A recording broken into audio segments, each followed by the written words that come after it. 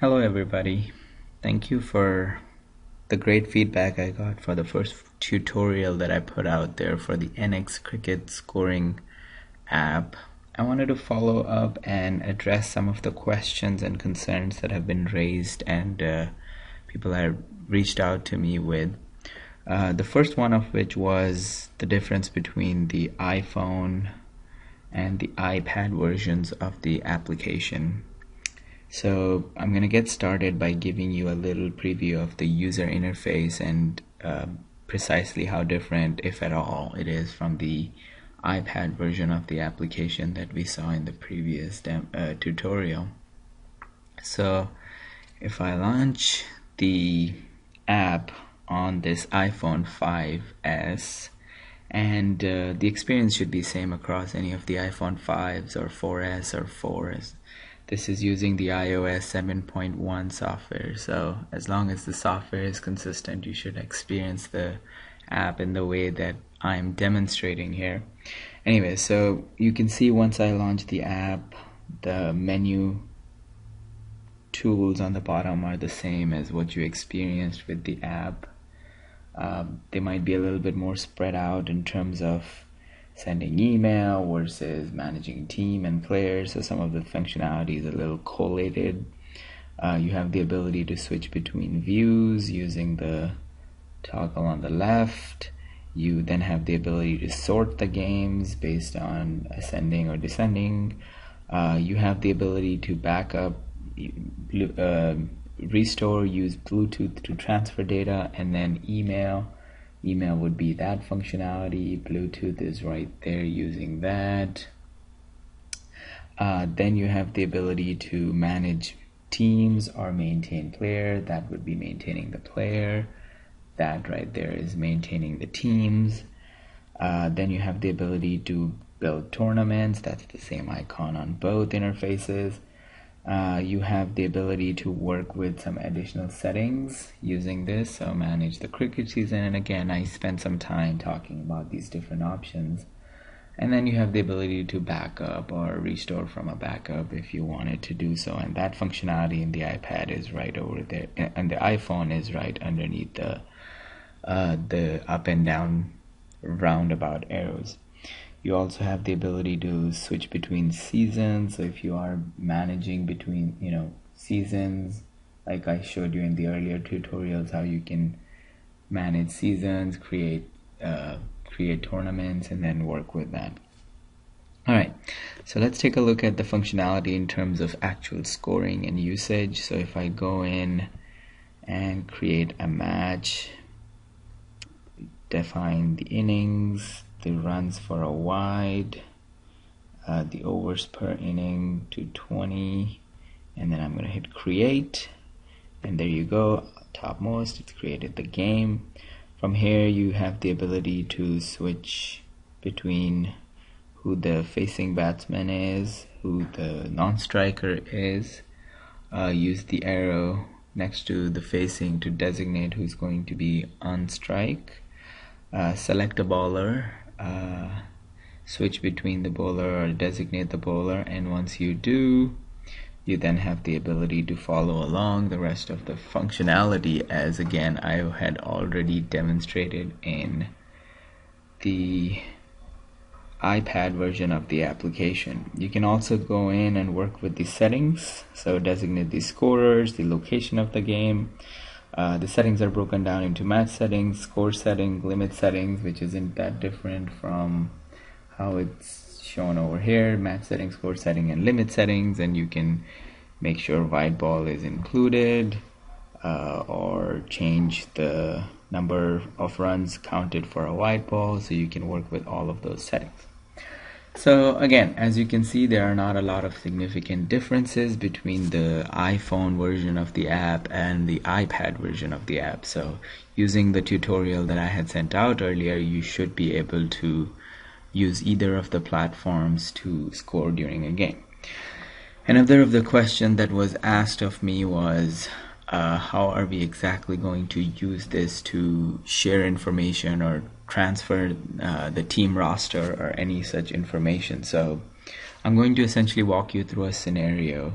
So the scenario would be, you have the first game of the day, or you have your first game happening, and you within your app, whether on the iPhone or the iPad, have created your team, listed all the players, all the information, and when you get to the ground and say, for example, you are team A and the other team is team B, and as team A and team B, you should ideally swap your player lists, who's the playing 11 is, or whatever roster information you wish to share. As a part of that swap, you could obviously take written team names, so written 11, and then once you have the 11 from the other team, you can go into maintain teams and then build a new team, give it a name, add new players, and obviously do it manually. Or you have the ability to create connection between the two platforms or the two devices, whether they're both iPads or one is an iPad and an iPhone, or both of them are iPhones. Either way, you can essentially build a connection between the two devices using Bluetooth technology, and then send or receive various elements of data over the Bluetooth connection. So this ranges from, just to quickly show you, you can, as you can see above this, you can send match data, you can transmit a team including all the players, or you can even transmit one specific player. So I'm going to demo that functionality because, again, that was one of the questions that was asked. But before I can actually transmit any information, I have to make sure Bluetooth is enabled on both these devices. So I'm going to swipe the call-up menu from the bottom up, and I'm going to make sure Bluetooth is enabled. So you can see Bluetooth on. Then I'm going to slide back down. I am going to then make sure I select Bluetooth on the iPhone and the iPad, and you can see it will launch this search, so searching for device. So the iPad seems to have found my iPhone, and for some reason it's just listing it twice, and I suspect that might be a bug in the application. And the iPhone, as you can see, is taking just a little bit longer to find the other device. So now you can see they're both listed. I'm just gonna select the iPad on the iPhone and the iPhone on the iPad. Alright, for some reason it has declined my connection, so I am actually going to cancel the whole connection, and I'm going to restart. And again, the idea is not that you spend a lot of time managing this or setting this thing up. So in order to save time, ideally you could probably just take the playing 11, get the player names at the beginning of each innings or the game, and manually enter it, and that does not take a lot of time.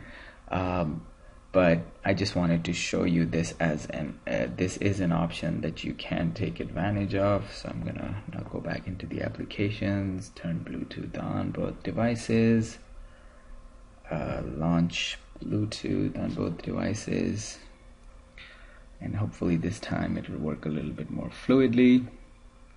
And there you go. And eventually one or the other application or one of the other platform or device would say, do you want to accept this connection? And once you accept it on one device, the connection is essentially built. So there you go. On the iPad, I just accepted the connection. So from here I have the ability to, like I said, transmit a player. So if I wanted to transmit one of the players that's on this device, the iPhone, I could do so. I could similarly choose to transmit an entire team. So I could go from here and say, you know what, I want to send Portland Viking.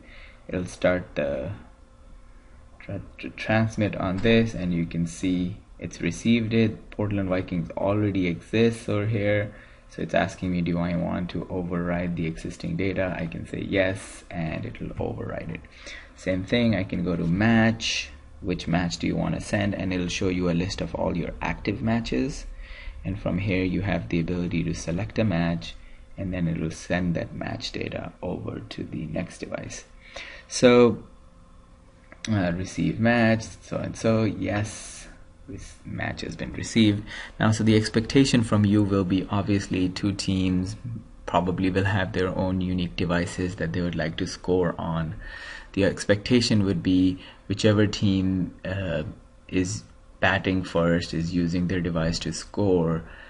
During the innings break, you walk over or go talk to the other team's a scorer, or whoever is going to be the designated person scoring, and communicate to them, look, I want to, let's just sync up, and I can send the match data. So essentially you can send the team batting first, or team A, whoever it was that batted first, can send their part of the innings over this Bluetooth connection to the team batting second, and then that team batting second can then, I can just go back to active matches, and can then just take whatever was the statistics or information within the first innings. They can take that and they can build on it by following up in the second inning. So that obviously is one way of managing it. The other way, if for some reason that seems too complicated or something for any of you, you can because you can obviously share the device. So one team uses the same device to begin with, especially if one team has an iPad and the other one has an iPhone. The iPad obviously is a more robust experience, bigger platform. So if that is the case, you can let the team batting first use the iPad to score, and then the first inning information is there, and at the end of the inning pass over the iPad. Again, that's obviously a little bit of trust that it takes. Pass it over to team B, who's going to be bat second, and they can use the same device to score the rest of the inning. And at the end of the game, you have a single location where the whole game has been scored, and whoever owns the device can go back home or wherever, and once they are connected to the internet, they can send an email of the match just by doing it this way. So that, how do you want to send the email? And again, this has been already demonstrated into the previous tutorial, how you can just send, and I would want the PDF, email resilient. No, you don't have, you can choose to email all people, but it'll generate the email, it'll attach the PDF, and that way I'll have a collated, combined match statistic, match summary with all the real data and information. So ideally, use the same device and share between two teams. If that's not something that you want to use or feel comfortable doing, then the second option would be to transmit information over Bluetooth, and make sure you take the first innings information from the team batting first, carry it over to your device, and since you are the team batting second, score in that match or continue to score in that match. And then once the match is ended, again go back. Then the onus or the responsibility then falls on you to send the completed match scorecard. And obviously the last option can be that it does allow you to leave the matches open, and once the one inning is over, you can send your scores or your statistics, and then the other team can send their innings, and it'll be a little bit of work on our end to try and collate those, put those two together, and then put that up on the website or use it for our statistics. So that was the other question that was asked about whether we can share information, whether we can work with this. And as you can see, using the Bluetooth technology, barring some of the technical issues that you may face that you saw I had, you do have the ability to send over team information, player information, as well as a specific ongoing match. Once a match is completed, however, as you saw, I'm just going to try and connect again. See if that will work. Yes, it's seeing the Qasim's iPad. Anyways, if the connection doesn't work, I don't want to spend too much time, but you can send the ongoing match, and the idea is that it'll just transmit the data. If it's a completed match or a match that you have marked completed, you will have to send it via email instead of using the Bluetooth technology to transmit that data. You also have the ability to, back up and send an email with the backup and try to bring that data through that. Again, that's a little bit more complicated of a scenario. I don't want to get into it, but I just wanted to address some people's questions about the iPhone interface, and primarily if there is an ability to transmit data between two platforms or devices. And then finally sort of set the tone for how ideally we would like you to use this application or use this app to score. So the ideal scenario is a shared device between two teams. Whoever starts or is batting first, they start using their own device, whether it's an iPhone or an iPad, score it, and then pass it on to team B, and then they can score their inning using the same device. The second scenario is team A uses an iPhone or whatever device they have to score the first inning, and then during the break or the innings break, you transmit that information to team B's device, and team B's device, they start scoring from wherever that match has been, and then once it's completed, the final collated version is sent to us. And then finally, the third optional scenario is you each score your individual innings, and at the end of that, just send email over whatever your inning scores were, and we'll put those together and present them. Again, and same thing with the sharing information about rosters or playing 11. You can use Bluetooth to pass or share that information or transfer that data, or provide a typed or written playing 11 or 13 or whatever players names you may have available, and the other team can then manually add it to their device, as again has been shown in previous tutorial.